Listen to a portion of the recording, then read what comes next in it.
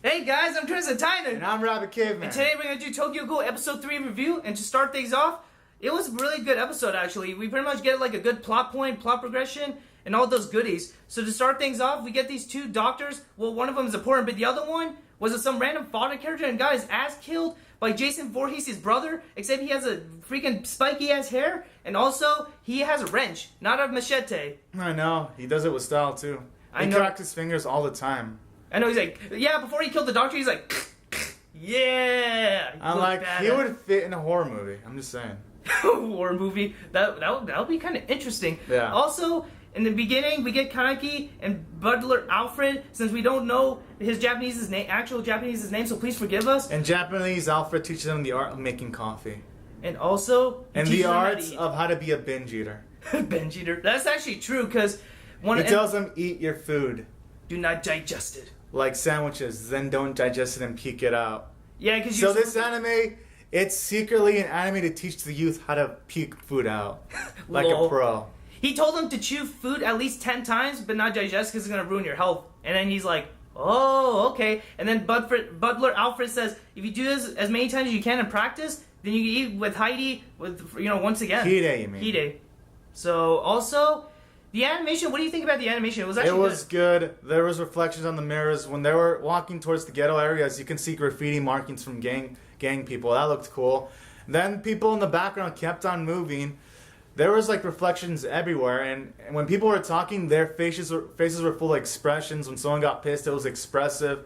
Animation was great overall, as always. Wow, I know. I was actually surprised. Usually, after 3 episodes, it's usually down quality animation. Oh yeah, and the streets. When they were driving down the streets were pretty cool too, the buildings. Yeah, I actually kind of noticed, like when I saw the streets on the ground, it was actually kind of more detailed. Yeah, that was fucking cool. That was really cool. And then, later in the scene, we pretty much getting Toka explain to Kaneki that you should be able to wear a mask because later on, you don't want to get yourself, revealed to any of those. The does. You have the two guys named Amon and Mado, who are have these big ass suitcases. And they're badasses. I know. They just questioned having cooperation, and then they killed them without hesitation. They're just like, "Oh, thank you for your cooperation."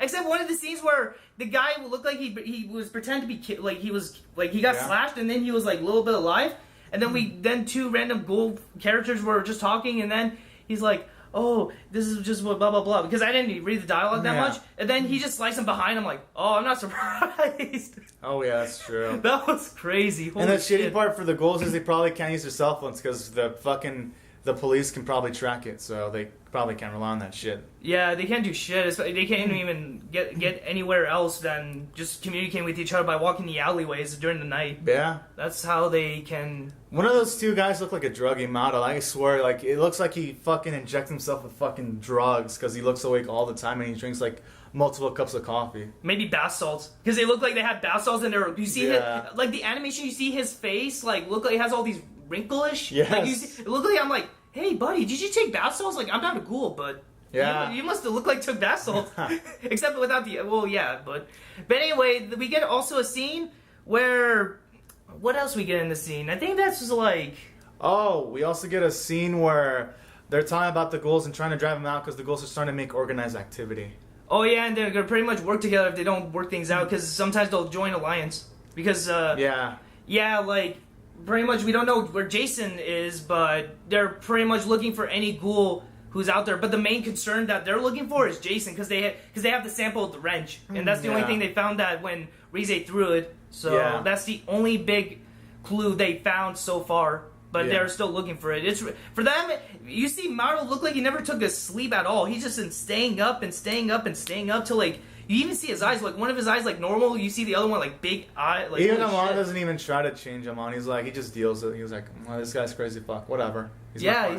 I know, I'm like, damn dude, this guy, he needs some rest, but he doesn't want to stop till he kills every single ghoul out of Tokyo. He's probably addicted to killing ghouls. Maybe he's just motivated to... You know what I think? In his house, he probably has pictures of naked ghouls dying. Maybe chicks. Dismembered. Oh, dismembered, yeah, maybe. Dismembered ghoul chicks. But, and he probably masturbates to that in the nighttime. Maybe lolis too. Yeah, ghoul lolis. Maybe when he's in the bathroom at work, he masturbates in the bathroom. Not to mention lolis, but we get this girl named Himani, and she's a loli, and then she at first me and Rabbi came out, we were looking at her. We thought she was normal human. But she's obviously the token loli. Every anime has to have their token loli that has a relationship with the main character. She's a ghoul loli. I'm like... Yeah, because at first she was normal, but I'm like, wait, she could be a ghoul, because look at her face when she was like hiding like half of it. I'm like... And then when Kaneki will open the door... Actually, they did show her whole face, but the reason why we thought she was a ghoul is because she showed up at the nighttime, and they seem to know a lot more about Alfred. Yeah, Kaneki didn't realize, but then when he opened the door, he's like, "Oh, I'm sorry, I didn't ruin your eating time and all that." And then after that, he just gave her a coffee and apologizes, and because he didn't know she was a ghoul. Yeah, that was actually pretty funny. I was like, I called that actually. I was like, I think she's a ghoul. You called it. Yeah, I called it. It was pretty obvious. I made it obvious though. I know the animation. The soundtrack was really great. Yeah. I loved it. It was instrumentally, it was really good. It pumped you up for the scenes, especially the coffee scene. Oh yeah, there's this one random one of the coworkers, but like Alfred's coworker, when he was like, it looked like, I don't know if he's a ghoul or not, but he seemed like, oh, she's eating something human. I'm like, wait, is that a ghoul or some random human? But he doesn't give a fuck. Yeah. He's not afraid. He's like, oh, hey, can you take this to the tea for her? That's true. I'm like, something's mysterious. And then at the end of the episode, this guy with the red fucking tuxedo shows up, and I'm thinking, this guy looks like a badass. He looks badass. It looked like Toka's brother because of the hair and the eyes, but I don't think so. Or he could just be the rich fuck that owns the place. Yeah, because Toka mentioned she's like, the owner's gonna be coming. So maybe that could be the owner. Yeah. So and he also looked like a ghoul. I mean, he could be a ghoul because when he was smelling, he's like, smelling the aroma. It smells really good. He looks too important not to be a ghoul. Yeah, it could be, or maybe he's a ghoul because he could smell. That's what I said. Yeah. So, anyways, I just want to say thank you guys for watching. We're gonna give this an 8.7 out of 10. Really fantastic episode. Animation was really amazing. Yeah. Soundtrack was really good. And I hope this keeps going up. Yeah. I hope this quality keeps going up and up and up and just way beyond. I'm like, damn. Yeah, that's true. I hope it goes up too in the final episode. And there was no foreshadowing in this episode, is there? Not yet, but there will be. There will be more. But anyways, guys, thank you guys so much. Be sure to also watch Rabid Cavemans for a solo version of this review. Yeah. And we'll see. Oh yeah, be sure to also hit the rate, comment, and subscribe. And we'll see you guys next week.